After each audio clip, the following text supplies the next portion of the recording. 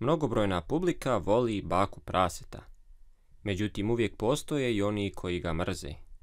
Nebitno da li imali neki validan razlog za to ili ne, nikada nećete moći svima biti gotivni.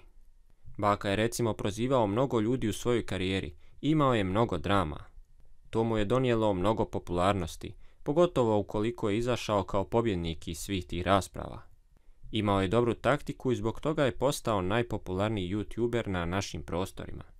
Međutim, to sa sobom nosi mnoge rizike. Zbog takvog načina vođenja karijere ugašeni su mu YouTube kanali. Konstantno se susreće sa hejtom i mnogim prijetnjama. Kako ne bi došlo do većih problema, unajmio je svoje privatno obezbeđenje, a nešto više o tome reći će vam on lično. Da, i onda kao šta će mi obezbeđenje? Brate, ja imam istu situaciju u Vovu kao ovde. Prepopularan sam, buraz. Svako hoće meni nešto se dokazuje. Neka budala će sutra hteti da se dokaže, da dođe da mene prebije na ulici, da me izvrne od batina i da kaže drugarima, znaš kako sam izvrnuo baku od batina. Kapiraš? Samo eto da bi on mene izvrnuo od batina.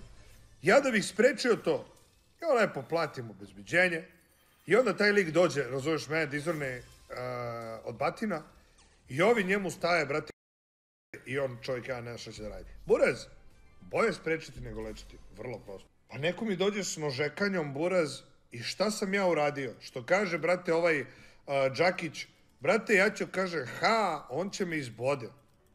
I šta meni znači, buraz? Uzem treniram borilački sport, neki boks, MMA, 3 godine. I dođe, brate, neku nož mi zabode tebra i šta sam ja uradio? Kada već ima brutalne financije, zašto bi mu bio problem da unajmi svoje obezbeđenje? Zašto bi morao sam da se bori protiv nekih debila kada ima novac pomoću kojeg može da se zaštiti?